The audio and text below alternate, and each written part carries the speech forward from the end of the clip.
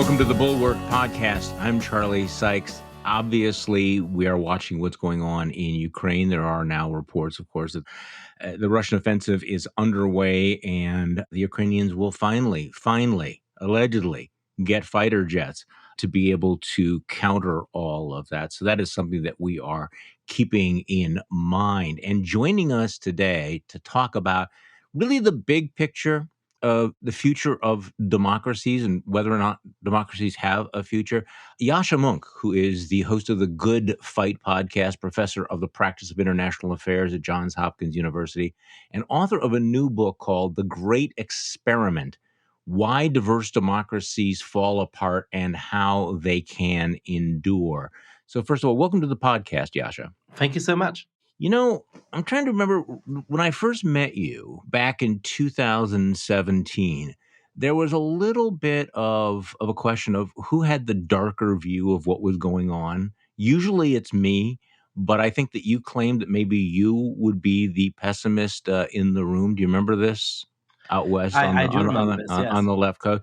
So what's striking to me is that this book takes an optimistic tone after years and years and years of just awful, awful stuff. So, how did you go from being kind of this is really bad, I am pessimistic, to, all right, this is why I am willing to be hopeful?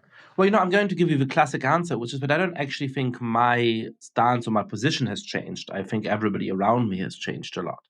So when I was starting to warn about the danger that populism poses to liberal democracies, this is at a time when the conventional wisdom held that we really don't have to worry about the stability of American democracy. That there is a whole set of democracies in the world, ones that have more than about $14,000 GDP per capita, ones that have had a couple of changes of government for free and fair elections, which will forever be stable.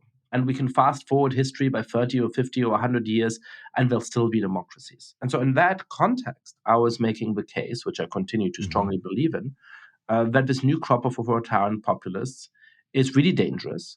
They have succeeded in disabling democracy in Hungary. They may be succeeding in doing so in India as we speak. And they came pretty damn close in the United States during the presidency of Donald Trump. I think now, though, the conventional wisdom has switched to such an extent that people are saying we're doomed whatever happens. There's a civil war brewing. We can't but fail. And I think that is just as dangerous. And it's particularly dangerous on the topic which this book is about, which is how to make ethnic and religious diversity work. Now, there too, I'm sure we'll get into it. Yeah. There's lots of reasons to think that this is a really hard undertaking. We're doing something historically unprecedented, and it might well go wrong. But we need an optimistic vision for the kind of society we would actually want to live in for this experiment to have a chance to succeed. And that's what I try to offer in this book.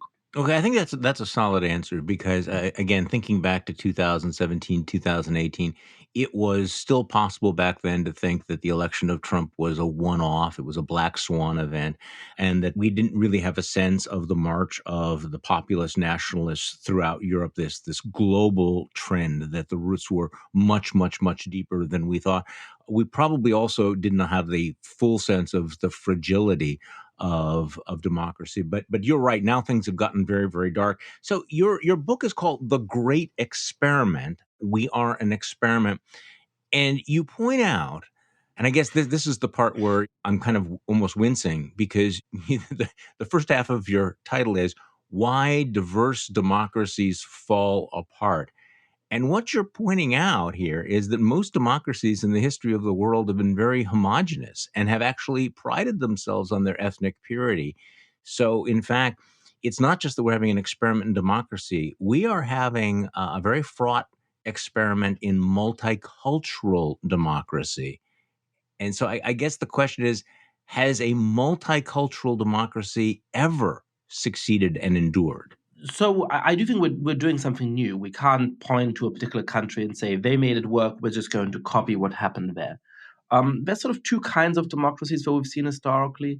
Ones that are very common in Western Europe, for example, that were quite ethnically and religiously homogeneous, and that often became stable after they had become more homogeneous because of the terrible expulsions and genocides of the first half of the 20th century.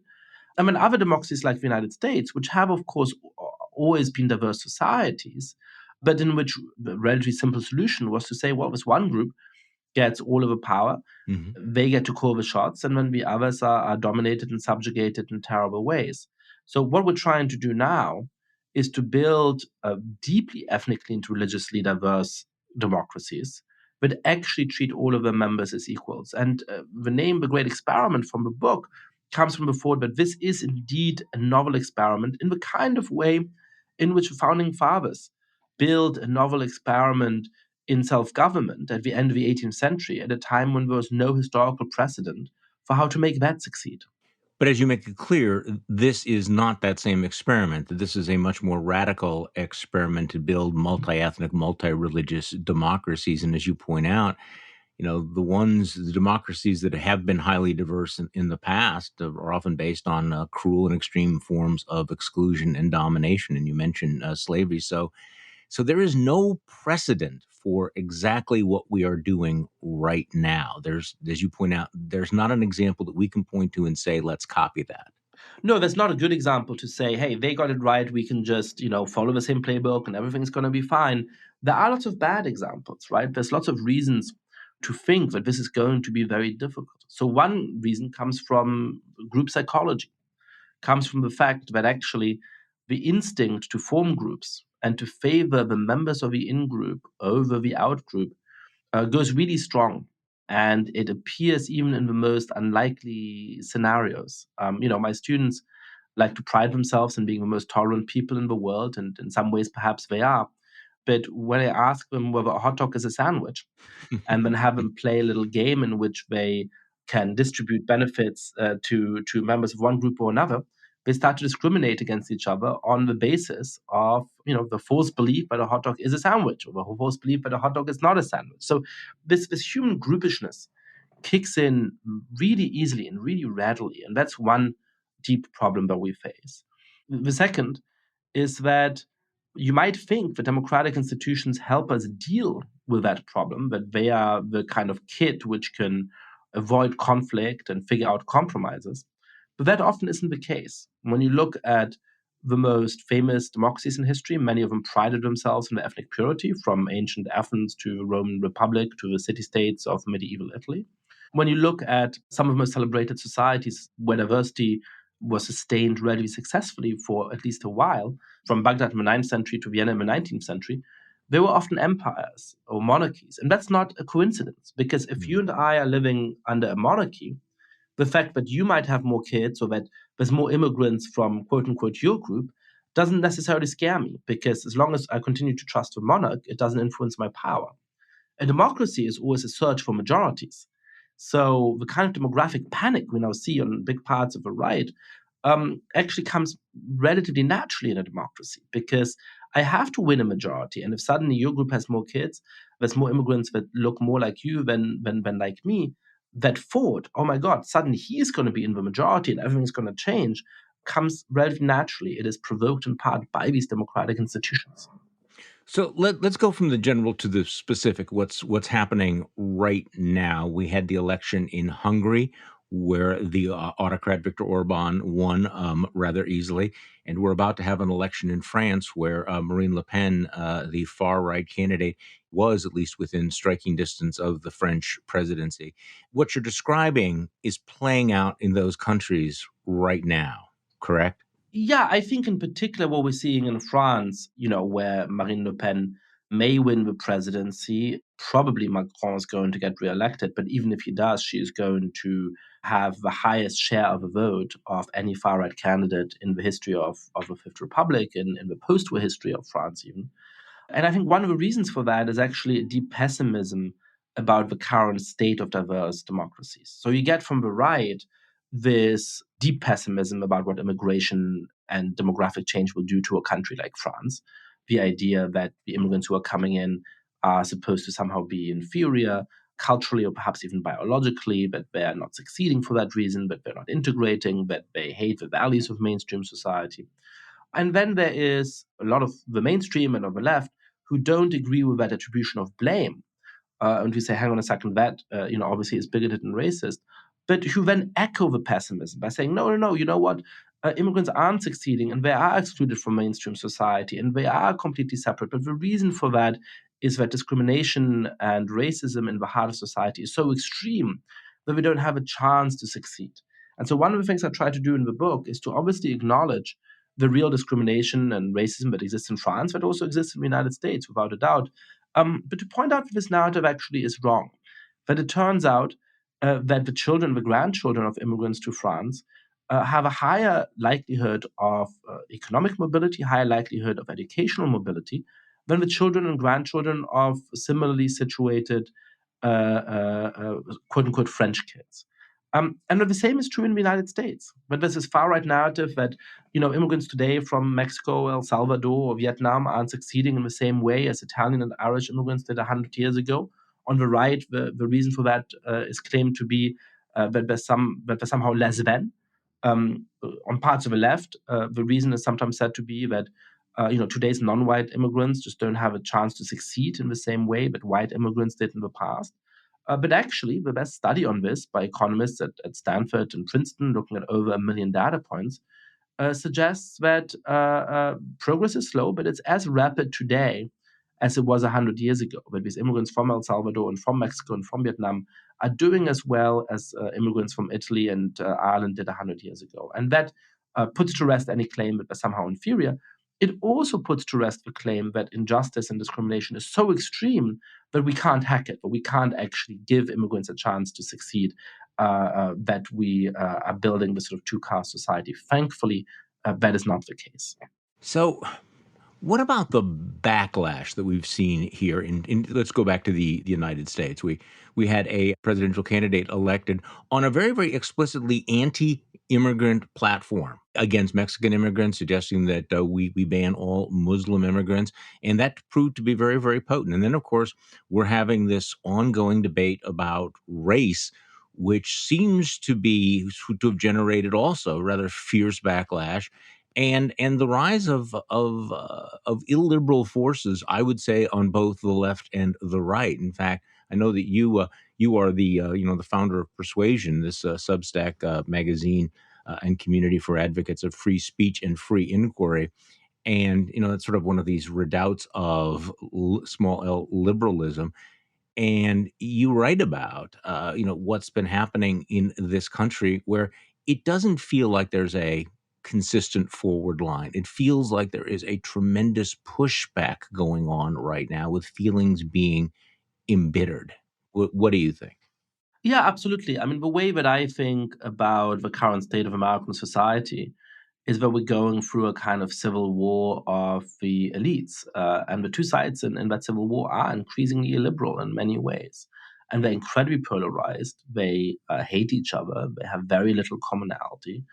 But I also think that in the heart of society, there's actually a lot more common sense. That when you look at what's the developments are in the middle of society, things are clearly better today than they were 50 or 25 years ago, especially on these questions of ethnic and religious diversity. So look, 30 or so years ago, a majority of Americans still thought that it was morally unacceptable for Americans of different ethnicities to intermarry. Hmm. That is now down to the single digits, thankfully. And this is not just sort of people telling pollsters something different because they don't want to seem bigoted. It is an actual change in behavior. So a few decades ago, the number of mixed-race babies was about 1 in 33. So the vast majority of newborns had parents of the same race. Now, that is up to about 1 in 7 or 1 in 6, according to some statistics. So the actual way in which Americans engage with each other and intermingle has changed radically in these few decades. And by the way, we could say the same thing about public policy, right? When you look at Democrats and Republicans, they have nothing that they share. They have very few points of overlap. When you look at public opinion, there's often a consensus for pretty sensible positions on a whole set of issues. Most Americans have a positive view of immigration, but also want control over a border, for example. Most Americans acknowledge that deep racism exists in our society and think that we need serious reforms to policing in order to ensure that African Americans are treated fairly by the police. They also want an effective police force which can ensure public safety in their neighborhoods. And that obviously includes a clear majority of African Americans who feel that way. So for me, the question is whether the political and cultural elite is going to be able to impose its civil war on the rest of society, which is absolutely a possibility and a scary one at that, or whether we will be able to resist that imposition. That's a big question about the future of our society. So what I'm optimistic about is the actual change in America in terms of our ability to sustain real cultural commonalities and the way of living together across ethnic and religious boundaries, which I think is much better now than it was in our recent past. But I do continue to be very concerned and pessimistic about the political level. I certainly am very worried about the 2024 election, the 2028 election, Hmm. and what that might bring. So let's go back to this overall theme of your book about the great experiment. And you ask, of course, the question, could this great experiment fail, and argue that the 21st century is more dangerous for democracy, in part because we're in a new era of naked power politics. I want to talk about that right after this. The weather's getting warmer and it's lighter later. You know what that means? It's time to take those cigars and drinks outside. Time to soak up the feeling and the flavor of cigar season. And when you're getting ready for cigar season, get the best premium cigars at the lowest prices at Famous Smoke Shop, and it's stress-free cigar shopping at Famous Smoke because every cigar is guaranteed fresh. Famous Smoke knows how to deliver the authentic cigar shop experience because it's been their family business for 83 years. They have decades of cigar knowledge and a huge selection of premium cigars. Famous Smoke Shop was even named the best place to buy cigars online by Cool Material and Cigar World. Famous Smoke Shop offers a huge selection of more than 1,000 brands to choose from. You'll find incredible deals on everyday cigars and highly rated classics included Romeo, E. Giulietta, Monte Cristo, Macanudo, Oliva, and Fuente. So if you want your favorite cigars delivered fast and guaranteed fresh, it has to be Famous Smoke Shop. And, when I got my cigars from Famous Smoke Shop, what I love was, first of all, how easy it was, but also the variety of cigars because, you're not always in the mood for the same kind of cigar. And particularly this time of year, you might want to mix it up a bit, which I do pretty much every week. So here's your opportunity to save $10 off of your purchase of $50 or more when you go to famous-smoke.com. That's famous-smoke.com and use code BULWARK10 at checkout to save $10 off your purchase of $50 or more. You'll get all of your favorite cigars delivered direct from their humidor to yours. That's promo code BULWARK10 for $10 off your purchase at famous-smoke.com. Great cigar deals only at famous-smoke.com. And remember to use promo code BULWARK and the number 10. Okay, I am back with Yascha Mounk, whose new book, The Great Experiment, Why Diverse Democracies Fall Apart and How They Can Endure. One of the reasons why you are concerned about the Great Experiment failing in the 21st century is the new era of naked power politics. So talk about that. I think obviously anybody who's paying attention to what's going on in the world right now has a pretty good sense, but it certainly does feel that we have shifted into the kind of power relationships that we really haven't seen, at least overtly, in decades. So what is this new era of naked power politics? Yeah, I mean, I think it's become obvious for a number of decades now that the illusion we once had that there's a liberal international order, which is stable, which is structuring international relations, and which will continue to dominate the world scene, was a case of wishful thinking. What we're actually seeing is democracies which are in many ways becoming weakened, which are retrenching, as well as a resurgent crop of authoritarian leaders in China and Russia and elsewhere who are gaining the self confidence to try and impose their will on the international scene. And so the question is how we're going to be able to contain their influence to ensure that countries like Ukraine can continue to Yeah. be self determining. That if you have the misfortune of living in a country that is close to an authoritarian great power, you don't have to be afraid of being invaded whenever the dictator happens to make up his mind to do so. Now, I think that is connected to the themes of the book, because one of the things that Vladimir Putin fought was that Ukraine was too linguistically divided to fight against him. One of the things he fought was that Western Europe and the United States were too decadent, in part because of their demographic change, to effectively come to the help of Ukraine. And so I think one of the things that we'll have to do is to solve this problem of our ethnic and religious diversity in a successful way in order to be able to stand up to those dictators around the world. We need to muster the internal strength to win this fight over what the rules of the 21st century in the world are going to be. And that requires us not being too fatalistic about the state of our own societies. So feel free to reject the premise of this question. There are moments in history where the worldview changes on a dime. December 7th, 1941, the attack on Pearl Harbor, 9/11, everything changed in one day. But usually it takes a much longer time for people to adjust to the new reality. And we have lived in a world order for the last 50, 60, 70 years that is disappearing. And as I'm watching the West's reaction to Ukraine, it seems like they're coming around. They are changing their view. They recognize that, okay, that world in which we were going to coexist, peacefully with Russia may not be over. Many of the things that we had assumed turned out to be wish casting. So are you seeing this? I mean, this is something I know that you watch very carefully. Are you seeing this evolution and this rethinking in places like Germany? And does it just take a time to do this, to kind of come to grips with the fact that the world of today is nothing like the world that we thought it was, say, 3 months ago? Well, I would say that there's a competition here between two different forces. On the one hand, there is the slow sinking realization that the world is not as it was. The way I put this about Western Europe and Germany in particular is that these countries have enjoyed a kind of holiday from history, which was granted in many ways by the United States, which is to say that they thought, the United States is going to protect us against any kind of security threats within Western Europe. We're surrounded by peaceful neighbors. So we can go and enjoy the sun on the beach and not worry too much about the world around us. Well, eventually the last day of a holiday comes and the sun has set and it's getting pretty cold out on the beach. And there we all are pretending that we can just stay out there and keep partying. And the next day is going to be like the day before. And that's no longer been the case for a long time. But now a huge storm is brewing and, we're starting to see the flashlights close in on us. Now, that creates a shock.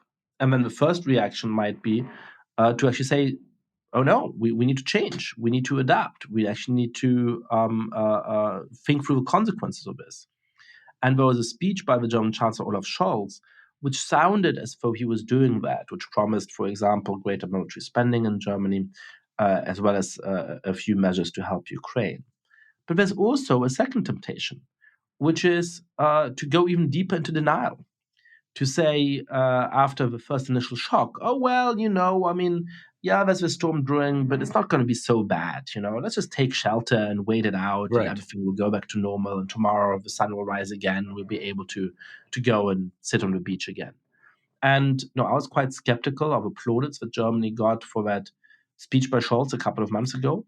There was an article in my magazine, The Atlantic, which is a wonderful magazine, saying the sleeping giant awakens. I thought that was premature. And I think it has proven to be premature because actually Germany is continuing to import gas from Russia and still has no real plans to wean itself off that dependency. It is doing the least of any major Western nation in terms of actually helping and equipping Ukraine with weapons or other forms of material assistance. There are still politicians in high office in Germany who have deep ties to Putin and the Kremlin and Russian gas firms and so on. And so, I think that instead of a creeping readjustment to the new reality, we have a creeping back in of denial. Interesting. Let's talk about patriotism and your discussion of this. Patriotism versus sort of raw nationalism. They're often confused. But you had You had an excerpt of your book in the Wall Street Journal, and and talked about why patriotism can be good for democracies. Why? Yeah, well, so first of all, we're seeing in Ukraine that patriotism can be a force for good. Yeah. That there's millions of people who are risking their lives voluntarily, by the way, to fight against the Russian invasion because they believe in the country being self-determining. That is one of the effects of patriotism. I was reading a lot of George Orwell as I was writing this book, and you know, he risked his own life on the side of the Spanish Republic against the fascists. And then a few years later, at the height of World War II, did something which might seem paradoxical, which is to sit down and write an essay in defense of patriotism. And the reason for that is that he said, had British intellectuals succeeded in the mission of ridding the British population of patriotism in the years leading up to World War II, we would not have withstood the Blitz. The men of the SS might now be marching and patrolling in the street of London. So patriotism can be this positive thing which gives us an allegiance to something that's beyond ourselves, beyond our family, beyond our co-ethnics, beyond the members of our own religion. We've also seen in the last few decades how dangerous it is when we leave the symbolism of a nation to the worst kinds of people, when we allow people like Trump or like Orban or like Modi or like Putin, for that matter, to monopolize the symbols of the nation. And so I think of patriotism and nationalism as a kind of half domesticated beast, a half domesticated animal, which will always remain somewhat dangerous, especially when it's stoked and provoked by the worst people. And what we have to do is to try and domesticate it and make it useful for us. Now, the question then becomes, what kind of form should that patriotism take, right? Yes. And there's three traditional answers that have been given to that. The first is a kind of ethnic nationalism. So the first is an idea which essentially says, to be a true Frenchman, let's say, you have to have grandparents and great grandparents and great great grandparents that were already French, that already descended from the same kind of lineage. Now, that I obviously reject because I don't see that as having any real normative significance. I don't see why I should care about that kind of ethnic kinship. I think that makes it much easier to justify wars. If you're saying that there's something superior about my ethnic group, that seemingly gives you justification to come into conflict with other ethnic groups, even if they have the same ideas. And by the way, it's just empirically unappealing. Most Frenchmen now, most Germans, obviously most Americans recognize that there are many true members of a nation, many true Frenchmen or true Germans, true Americans, who have a different skin color, who have a different cultural or national origin. So ethnic nationalism doesn't describe our reality well either. So the second kind of conception, which philosophers then have historically appealed to, and which I imagine you find appealing, and I myself Mhm. find very appealing, is civic patriotism. Mhm. It's to say, well, what is it to be an American in particular? It is to love the Constitution and the Declaration of Independence and the Bill of Rights and to base our love of country in the set of political values. Now, I think that's very important because it is a way of ensuring that you don't turn your patriotism into blind nationalism, that is rooted in values. It's the reason why the brave people in Russia who have been protesting this war over the last 2 months at great risk to themselves are true patriots when they're saying, not in Mhm. my name, not in the name of our nation. And when I became a US citizen 5 years ago now, I was proud to swear to defend the US Constitution against all enemies, foreign and domestic, and that was a form of patriotism for me. But I actually think that civic patriotism uh, is not sufficient. And the reason for that is quite simple, that most people don't care all that much about politics. When Mhm. most people say, I love America, they're not actually thinking about the Constitution or the Declaration of Independence, and they probably can't tell you what's in the Eighth Amendment. Um, and so I think we should add a third conception, which is a cultural patriotism. And what I mean by that is not something that harkens back to a long ago past and celebrates the Mayflower and all of those things. That can play some part in Mhm. it too, but it is primarily a celebration of the dynamic, changing, naturally diverse, everyday culture that actually unites us as Americans today. When people say they love their country, they mean that they love its cities and landscapes, its sights and sounds and smells, it's cultural scripts, it's ways of facilitating our interactions, of how we deal with each other, it's celebrities, it's TikTok stars, and that kind of cultural patriotism directed towards the future is what actually for me defines countries. It's what makes the United States very different from the United Kingdom, very different from Australia, very different from Germany. It's something that can integrate people from a lot of different ethnic and cultural backgrounds. And I think it's something that's actually much stronger than Americans often realize and recognize. And so we should add this form of cultural patriotism to our civic patriotism as part of our repertoire of what it means to love your country in a healthy way. Well, I agree with you, but you're describing loving the country as it actually exists, your real countrymen. But of course, you could turn that just a few dials, and the people who say that I'm a cultural patriot, they will define the culture as the way that it used to be. That this will be a white Protestant ethnic culture. I am struck by the number of patriots out there that really seem to hate the actual country, who really dislike their actual countrymen but have this mythical sense of what American culture is. And they're prepared to fight and die and defend that, even though it doesn't exist. And it is exactly the kind of exclusionary culture that you described earlier in our discussion. Yeah, and so I think, look, that's why for me, patriotism is this half domesticated animal. There's always Yeah. going to be this dark side to it, and people are always going to try and weaponize that dark side of it. And that certainly exists in this realm too. But when you think about how most Americans actually feel, most Americans have some amount of nostalgia. There's a simple reason why people have nostalgia in politics, which is that the past is better for most people. Especially as you're getting a little bit older. I'm going to turn 40 later this year. You think, well, 20 years ago things were kind of better because I was younger and having more fun. So nostalgia is always going to be powerful. People are always going to say, oh, why weren't things better 20 years ago?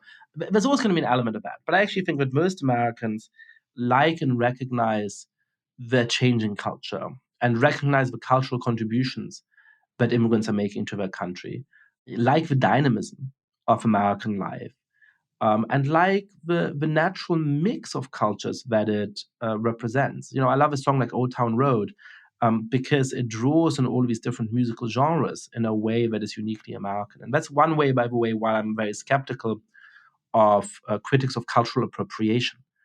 There are some instances in which people use the term cultural appropriation to describe things that really are unjust.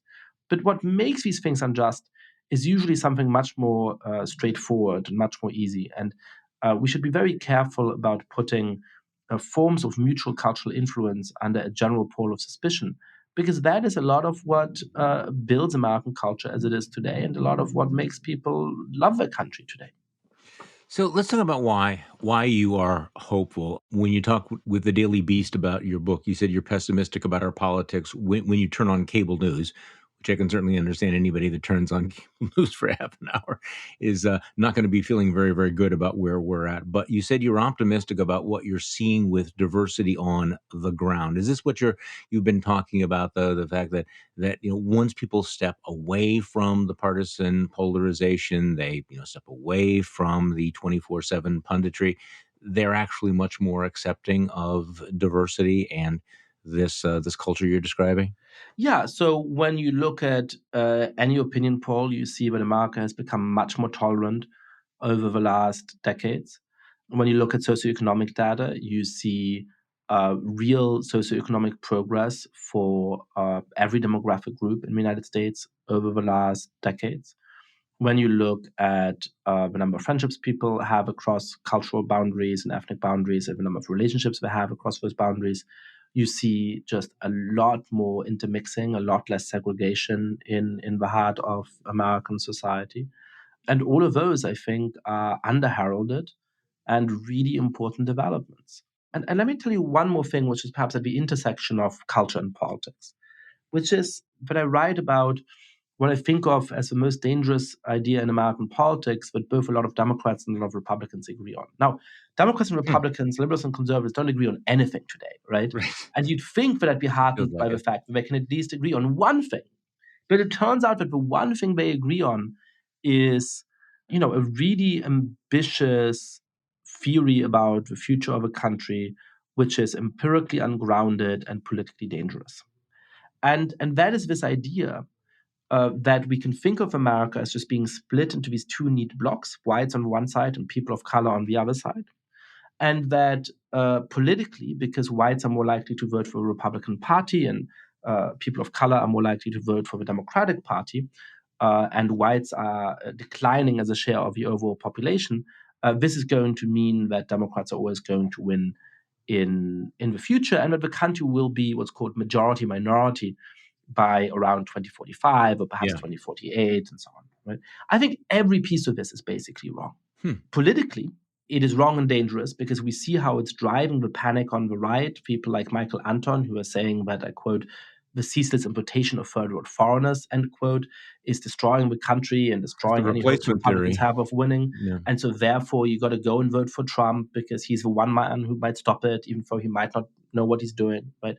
So it's drives kind of panic. It drives a lot of triumphalism on the left, where people are saying, no matter that we are unpopular, no matter that some of our policies are really toxic in the general population, we just have to mobilize our base and we'll be able to win. And that's how Right. we end up losing to Donald Trump. So it's really wrong on that count as well. But it's also empirically wrong, as we saw in the 2020 election, right? The only reason why Donald Trump was competitive in that election is that he significantly gained share of the vote among every non-white voter group, including African Americans, including Asian Americans, and including especially Latinos. And the only reason why Joe Biden is the legitimately elected 46th president of the United States is that he significantly improved the Democratic Party's performance among white voters relative to 4 years earlier. But going even further than that, I think it's just culturally wrong. It is culturally wrong today to think of America as being split into these two fundamentally mutually opposed blocs. Whites are a much more complicated demographic category than that implies, with deep internal disagreements and divisions. And people of color have very deep internal disagreements and divisions. I mean, the idea that, let's say, somebody who is, half descended of French royal stock and half descended of an Indian Brahmin family that has been at the top of Indian society for 3,000 years, who's born in the United States, is somehow naturally in the same category as somebody who's descended on all sides of the family by people who've been enslaved for centuries and then suffered the indignities of Jim Crow, and they're both somehow in the same way people of color. I think that's just a very, very bizarre way of thinking about reality. And as you can see from the self descriptions of many Latinos who actually think of themselves as white and who increasingly vote for the Republican Party, it's not one that's grounded in sociological reality. And so I don't want to live in a country in which I can walk down the street and know who you're voting for by looking at the color of your skin, even though I obviously prefer the Democratic Party to the Republican Party, given the current state of our politics. I do not want to live in a country where the Democratic Party ekes out a victory along demographic lines, election after election, but 47% of the population feel really displaced and angry, and by the way, have a lot of guns. None of this is an attractive vision of a kind of society we should want to live in, and so that's why I think this is the most dangerous idea in American politics. And yet deeply, deeply ingrained. Yascha Mounk, thank you so much for coming on the podcast. The book is The Great Experiment, Why Diverse Democracies Fall Apart and How They Can Endure. You can also read Yascha's work. He's a contributing writer at The Atlantic, senior fellow at the Council on Foreign Relations, founder of the journal Persuasion, the Substack magazine and community for advocates of free speech. And because you're a busy guy, host of the Good Fight podcast. So, Yascha, thank you so much for coming on this podcast today. Thank you so much, Charlie. And thank you for joining me here each weekday. And also, I want to give a shout out to our Bulwark Plus members who helped to underwrite this show and keep everything we do at the Bulwark sustainable. You might think that a Bulwark Plus membership is all about our newsletters like my daily morning shots, but really, Bulwark Plus membership is about a lot more than that. We're building a community of independent-minded, concerned patriots who value democracy and the truth. We make most of what we do free and accessible by everybody because you can't help save democracy from behind a paywall, but we do have some great member-only benefits that I'd like to share with you. Because in addition to our newsletters, members have commenting privileges and also have access to ad-free versions of this show and all of the podcasts in the Bulwark Network, like Sarah Longwell's Focus Group podcast and Mona Charon's show, Beg to Differ. And there's the Thursday Night Bulwark, a live video broadcast that we host for members each week on Zoom. You can give Bulwark Plus membership a try for the next 30 days for free. Simply go to thebulwark.com/Charlie to claim your free trial today. That's thebulwark.com/Charlie. The Bulwark podcast is produced by Katie Cooper with audio production by Jonathan Siri. I'm Charlie Sykes. Thank you for listening to today's Bulwark podcast, and we'll be back tomorrow to do this all over again.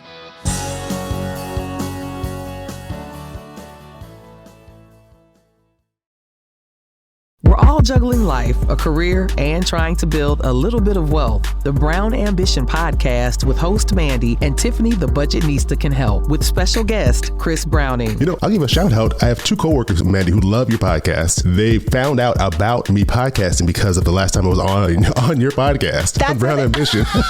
We outed you. Yeah, you did. So spread it out a little bit further. Chances are if you work in an office with Black women, Brown Ambition is somewhere. Brown Ambition. Listen wherever you get your podcasts.